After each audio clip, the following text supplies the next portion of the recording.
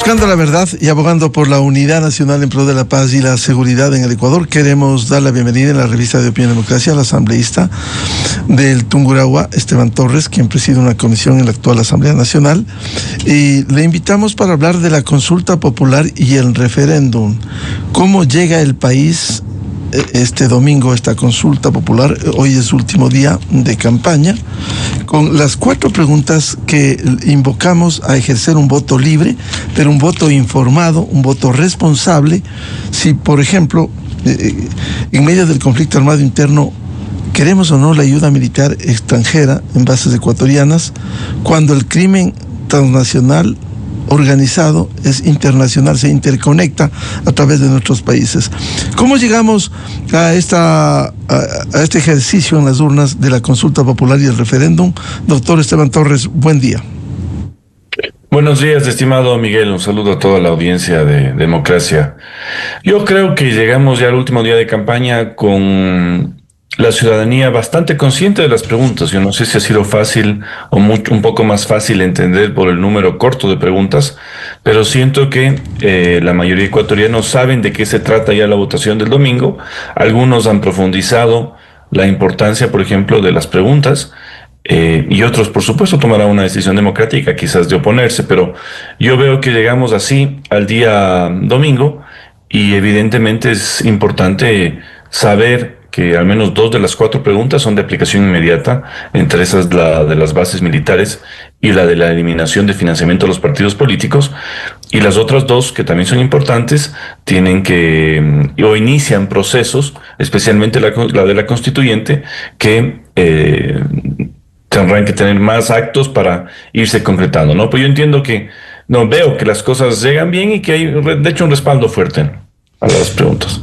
¿Cuán importante es, por ejemplo, la primera pregunta de la ayuda militar extranjera en bases ecuatorianas? Es muy importante porque esa es de aplicación inmediata. Eso significa que una vez aprobada, inmediatamente entra ya a regir internamente en la Constitución y permitiría tener la cooperación internacional con otros países para poder tener bases de seguridad nacionales, por supuesto, pero con apoyo extranjero, tal como sucedió con la base de Manta, en un momento en donde el Ecuador experimenta un conflicto que es regional, que es más complejo de lo que parece y que necesita el apoyo de todos afuera. Si el crimen es transnacional, si vivimos un conflicto armado interno, ¿se hace imprescindible el que se logre ayuda militar extranjera? Sin duda, porque usted ve el problema que tiene el Ecuador. El Ecuador no es productor de droga, a diferencia de Colombia y de Perú, que sí lo son, incluyendo Bolivia. Ecuador se ha convertido lamentablemente en un puerto de exportación, y esto no termina solo en Ecuador, pues se exporta a Estados Unidos, a Europa, al resto del mundo. Entonces eso significa que el apoyo de otros países, y en el caso de Brasil, las conversaciones que se han tenido de control amazónico, porque podría haber un interés de tener una base de seguridad con la cooperación de Brasil en la Amazonía, que nos ayudaría mucho por los problemas que se tiene, por ejemplo, con minería ilegal. Pero al ser un problema regional, hay un interés e internacional, un interés de otros países de apoyar en esta lucha contra los delincuentes. Así que enhorabuena, que más bien hay interés. Lo terrible sería que no haya interés. Pero para eso tenemos que sentar los fundamentos legales a través de una reforma a la Constitución. En ese sentido, hace poco, en las buenas relaciones que hay entre Estados Unidos y Ecuador, visitó la secretaria de Seguridad del gobierno del presidente Trump, Kristi Noem. Se ha hablado de la posibilidad, esto tendrá que ser parte, y eso es bueno explicarlo, doctor Esteban Torres, esto será parte de convenios, de aprobarse esta pregunta, convenios que incluso pudiera llegar al control constitucional y finalmente a la Asamblea Nacional, a sabiendas de que el Ecuador ya tuvo un convenio con Estados Unidos entre 1999 y el 2009, y que en ese gobierno de la Revolución Ciudadana lo que se hizo es terminar el convenio y no se lo renovó, con el argumento de soberanía. Tanto se ha manoseado el término soberanía que en ese gobierno sí se permitió la presencia de grupos irregulares armados en nuestro territorio. ¿Cómo manejar el tema de la soberanía? Alguien que es verdaderamente soberano se puede mover tranquilo y seguro en su territorio. No ser soberano significa estar a merced de grupos de delincuencia organizada, de grupos transnacionales de tráfico de drogas, que a uno le quitan la paz y la tranquilidad. Así que ser soberano realmente es eso. Pero aquí se ha manoseado el tema de la soberanía. Y la Constitución de Montecristi lamentablemente fue usado ese término para no solo el tema de las bases militares. Con el argumento de la soberanía también prohibieron el arbitraje internacional, una verdadera tontería jurídica que nos ha costado realmente la capacidad, o hemos perdido capacidad de recibir recursos extranjeros justamente por este tipo de novelerías supuestamente soberanas. Pero la verdadera soberanía es tener paz, tranquilidad en su país y poder circular sin amenaza a estos grupos. Así que tenemos que hacer todo para lograr esa verdadera soberanía. Ahora, usted ha mencionado algo muy importante. Incluso luego de que se apruebe, esta pregunta si se aprueba, tiene que cualquier convenio pasar por un control constitucional interno. Y eso se lo hará, es lo concerniente. Además, hay ratificaciones en algunos casos del propio Poder Legislativo, en fin, una serie de actos. Pero perder soberanía es realmente no tener el control del país, de las fronteras, ¿no? Tener soberanía es saber quién entra, saber quién sale y expulsar a los malos que vienen a hacer de las suyas.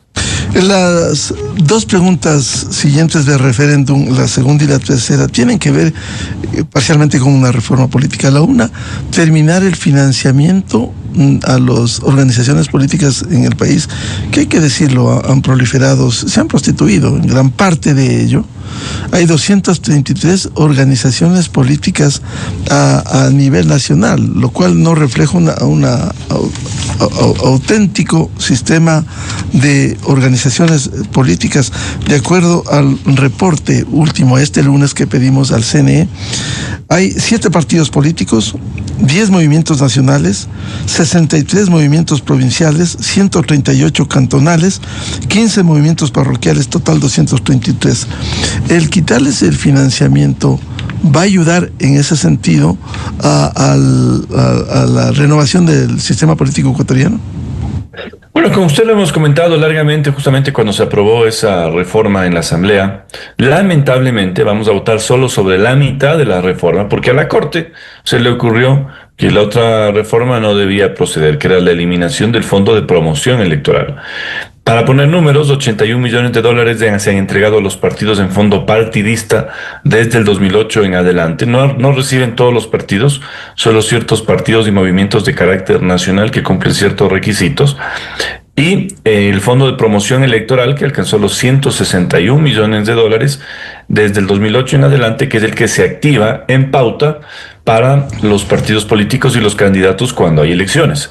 Solo vamos a votar el domingo sobre la eliminación del fondo partidista, que es bastante ya, por supuesto, aunque a mí me duele porque yo lideré esa reforma en la Asamblea y me hubiera gustado que la reforma sea completa e integral, pero al menos sobre lo que nos vamos a pronunciar es sobre el fondo partidista, que son recursos, ponga usted un promedio más o menos de 4 o 5 millones de dólares por partido político, ¿no es cierto? Un promedio también de 300, 400 mil dólares al año que recibían, supuestamente para que vivan estas organizaciones y hagan el debido trabajo político en sus entornos, pero no lo han hecho, han fallado en ese sentido. No encuentro hasta ahora una sola buena escuela de formación política que se haya hecho en el país, la formación de nuevos cuadros de valía para el país. No he visto nada de eso.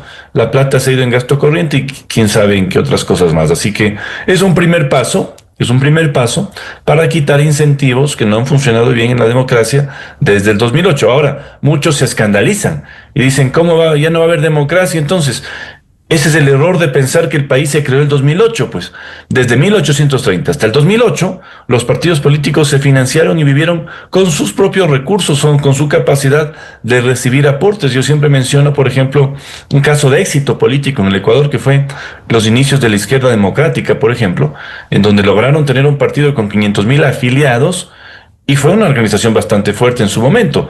Así que lo que se cambia es eso, dejar de tener el incentivo público para financiar los partidos y habilitar nuevamente la posibilidad de que se financien con contribuciones privadas de su militancia y muchas cosas. Y tampoco es que solo ahora los que tienen plata van a ganar. Si usted revisa la historia política del Ecuador, se va a dar cuenta que en las elecciones presidenciales no siempre ganó el que tuvo la billetera más grande. Así que lo que se tiene que promover con todo esto es una verdadera acción de los partidos para formación, para acercarse a la ciudadanía y no solo esperar que llegue la plata del Estado, que además, como digo, se ha malgastado. Claro, dejan interrogantes lo que han recibido las organizaciones políticas. Por ejemplo, ¿dónde están los nuevos liderazgos? ¿Dónde está la capacitación que debieran hacer cada una de las organizaciones con los recursos que recibieron del Estado? ¿Nada de eso se ha reflejado en el país? Nada, oigan, pero si los partidos no tienen en este país ni un blog para comentar políticamente desde su militancia lo que se hace. No existe ningún tipo de deliberación, incluso política. Así que, como le digo, yo creo que han fracasado completamente en eso. No es poca plata. Usted inyecte pues $400,000 al año a cualquier empresa y algo se podrá hacer, pero en los partidos políticos no ha habido absolutamente nada. Gasto corriente, gasto injustificado. Es algo que realmente no... Ni siquiera esa plata se usa a veces en las campañas. Se diluye antes de llegar a la campaña. Entonces no hay ni siquiera eso para que sirva en una campaña. Así que enhorabuena que podamos eliminar, aunque sea eso. Pero la reforma integral incluía la eliminación de los dos fondos, incluyendo el de promoción electoral. La tercera pregunta del referéndum tiene que ver, primero, de aplicación a futuro, la reducción del número de asambleístas. Hoy son 151, reducir a 73. ¿Qué representa eso? Yo siempre he creído que en una democracia como la ecuatoriana un número óptimo, yo siempre he sido amigo de las dos cámaras, ¿no? Habrá que ver si en el caso de un eventual constituyente se puede discutir también ese punto, pero yo siempre he creído que una Cámara de Representantes de 70, como era antes, y un Senado de 1 por provincia, es decir, 24 o quizás 26 por las provincias grandes, es óptimo para la democracia ecuatoriana. Así que esta es una reforma también que además es interesante, ¿no? Porque muchos dirían, pero si el gobierno es fuerte, si ahora hay un método que le fortalecería electoralmente, ¿por qué reduce el número? Bueno, porque el presidente es mucho de ir contra el sistema, es decir, hacer preguntas contra el sistema para evitar acomodarse en el poder y evitar que le pase lo que le ha pasado a otros gobernantes. Así que yo rescato esa pregunta. Ahora lo que siempre tendremos que trabajar es en calidad, porque no siempre el número significa calidad. Entonces, si se reduce el número de asambleístas, lo lógico sería que mejoren los cuadros a nivel de partidos políticos para que haya una mejor representación. Vamos a ir a una cadena oficial y volvemos con el asambleísta Esteban Torres de la provincia del Tungurahua. Quiero dejar planteada una pregunta. La cuarta pregunta, que se refiere a consulta popular, tiene que ver con la convocatoria a una asamblea constituyente. ¿Cuáles son los desafíos de esta nueva instancia para hacer un nuevo texto constitucional? La cadena y volvemos con el asambleísta Esteban Torres. A continuación, XFM se une a una cadena nacional.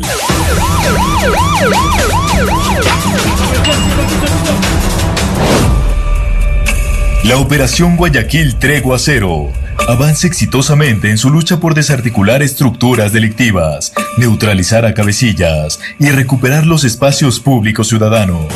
Hasta ahora, los más de 6.000 efectivos del bloque de seguridad desplegados han ejecutado 2.450 operativos, dejando como resultado 318 personas detenidas, 159 kilos de droga decomisados, 65 armas incautadas, 205 automotores retenidos, 96 automotores recuperados.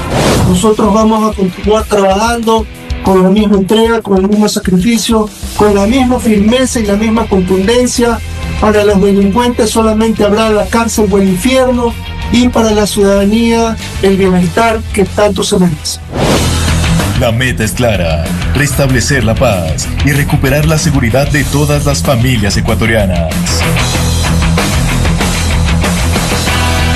Esta fue una cadena nacional. Usted escucha la revista de opinión Democracia.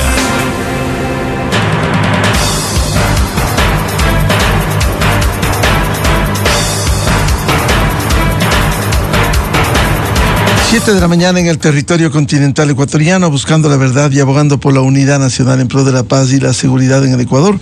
Diálogo con el asambleísta del Tungurahua, Esteban Torres, sobre la consulta popular y el referéndum de este domingo. El pueblo ecuatoriano debe concurrir a las urnas. 13.900.000 ecuatorianos están habilitados para sufragar. Le decía la pregunta cuarta de consulta popular: ¿qué significado tiene ir a una nueva constituyente? Si el pueblo ecuatoriano favorece en esta pregunta, ¿cuál es la expectativa? Porque no, por la experiencia última, la de Montecristi, que fue realmente cuestionado por los resultados, por la constitución cuestionada que rige en el Ecuador y que ha sido manoseada especialmente en el tema de los derechos, y poco se ha hablado de las responsabilidades. ¿Qué significado tiene ir a una constituyente, asambleísta Esteban Torres? Un significado muy importante, porque se abre la posibilidad de cambiar el texto constitucional actual, de darle una nueva forma que se adapte a las necesidades actuales del país y que sobre todo nos permita salir de ciertos errores que sí se cometieron en esa constitución. No todo es malo, por supuesto, pero evidentemente muchas cosas son malas, y se abre esa posibilidad o ese proceso democrático, porque no será inmediato, ¿no? Habrá que ir a elecciones, votación de un texto, ratificación de un texto, pero se abre esa posibilidad de cambiar las cosas, y poco a poco se han ido delineando los segmentos de por dónde se quisiera ir en esta nueva constitución, que ya sabemos que debería ser un poco más corta, más concreta, fundamental, no tan reglamentaria, sino una verdadera carta fundamental, con una reforma a la estructura del Estado que es muy necesaria, y con reforma a otras partes, la parte dogmática también muy importante, la parte de la garantía también muy importante, que nos sirva para proyectarnos hacia los próximos años. Ojalá alejados también de una tesis absolutamente partidista, como pasó en Montecristi. Por eso se agotan los textos cuando son muy pegados a un partido político. Tiene que ser algo más general, que se cumpla y que además le proyecte al país a la prosperidad y al futuro, ¿no? Esa es la idea. Es decir, una constitución no hecha al traje de medida como fue la del 2008 del gobernante de turno, sino una constitución para el país, para las nuevas generaciones, que dé certeza, que dé seguridad jurídica en el Ecuador. Y a la ecuatoriana, porque en esa constituyente de Montecristi, los que sabemos lo que pasó es que una semana antes les cambiaron el texto los asesores españoles a los asambleístas constituyentes. Así que ni siquiera redactaron en Montecristi la constitución.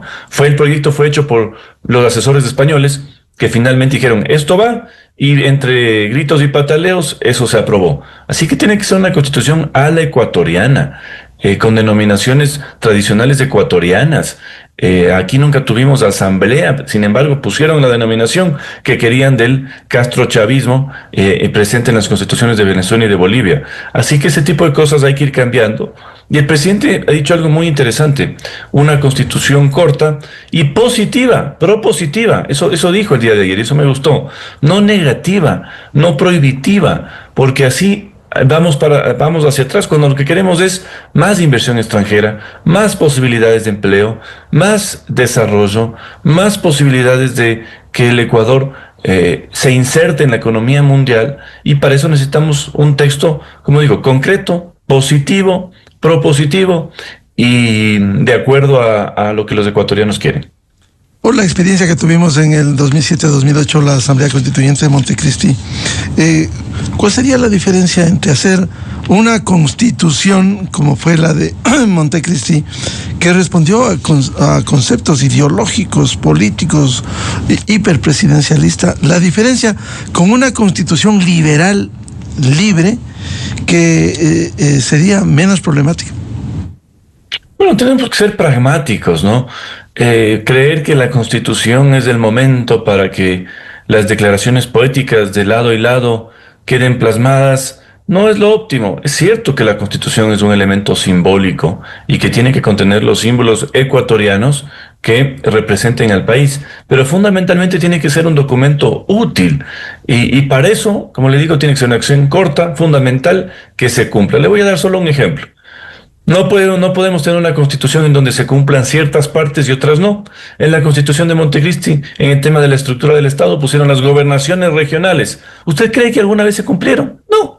Entonces, ¿para qué ponemos en una constitución cosas que no se van a cumplir? La constitución tiene que ser concreta. Mientras menos artículos tiene, más cumplimiento genera. Porque cuando uno tiene algo reglamentario de 444 artículos, la lógica ecuatoriana es, bueno, aplicaremos esto y esto no. Así que eso hay que cambiar y tiene que ser una constitución pragmática que le sirva a los ecuatorianos, que promueva la inversión extranjera, que promueva la defensa del ciudadano y no de los delincuentes. En fin, una serie de deudas que tenemos y que es la posibilidad de hacerlo. Hay otras constituciones que han sido un poquito mejores. Yo creo que la constitución de Sangolquí del 98, bastante concreta, mucho mejor que la actual. Anteriores también, pero la de Montecristi, muy extensa, muy poética, muy declarativa, poco concreta y muy difícil de ejecutar en la práctica. Ahora, hemos escuchado en esta corta campaña el decir quienes se oponen a una constituyente, aunque penosamente son contradictorios y oportunistas, hay que decirlo, dicen no a la nueva constituyente, pero sí aspiran a de ganar la constituyente, ir a la constituyente. Es decir, hay un oportunismo y una contradicción. Pero se habla de 180 artículos y se presume desde esos sectores que se van a recortar capítulos, cuando lo que debiera hacer es recoger derechos, responsabilidades, todos los temas, pero de una manera mucho más concisa y precisa y viable de aplicación. Exactamente, porque la Constitución es una carta fundamental en donde no tienen que estar regulados los procesos, desarrollados los conceptos, tienen que estar los conceptos, pero para eso existe la legislación inferior, para eso viene también el rol del legislador. Lo que sí tenemos que tener muy en cuenta, que eso es lo que ha pasado lamentablemente con la Constitución de Montecristi, es que desde el 2008 a nivel jurídico ingresó esta teoría del neoconstitucionalismo, que básicamente es una nueva categoría, sobre todo de interpretación de normas en la ley. ¿Y qué es lo que ha pasado con el neoconstitucionalismo? Cuando usted abre la puerta a la interpretación, se encuentra con casos en donde los jueces no aplican ni siquiera de forma expresa la Constitución, sino que se inventan la interpretación evolutiva, sistemática, histórica, para hacer lo que les da la gana. Así que, por ejemplo, sí tiene que estar muy claro para los jueces constitucionales cómo se aplica la ley. Ojalá salgamos mucho de este neoconstitucionalismo rabioso que inició en Montecristi y tengamos algo un poco más lógico, más concreto, para que, por ejemplo, no hayan beneficios para gente mala en una mala aplicación de la Constitución, como ha sucedido con Montecristi. Usted está optimista de lo que resulte este domingo en la concurrencia a las urnas por estas 4 preguntas que el pueblo ecuatoriano debe pronunciarse.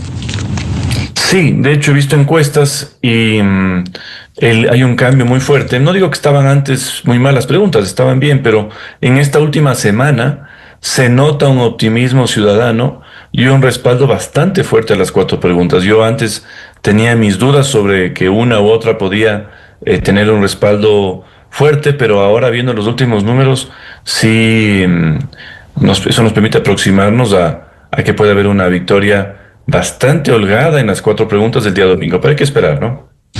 Bien, al asambleísta Esteban Torres de la provincia de Tungurahua, muchas gracias por atender a la revista de Opinión y Democracia y le comprometo a hablar después de los resultados. Siempre a las órdenes. Muchas gracias. 7:09 en el territorio continental ecuatoriano. Vamos a una pausa y ya volvemos. Diálogo previsto con el doctor Fabián Corral, un reconocido jurista, columnista en el diario El Universo, en la revista Forbes. También ha sido académico, para hablar de temas de fondo, lo que le lleva al Ecuador a discutir sobre lo que significa una nueva constitución, sobre lo que significa un tema tan manoseado en el país, qué son los derechos, pero también hablar de las obligaciones, de las responsabilidades que como seres humanos tenemos en una sociedad. Ya volvemos, diálogo con el doctor Fabián Corral, Urbano de Lara. Desde 1984 con Gonzalo Rosero. la revista de opinión Democracia. Siempre líderes, siempre confiables.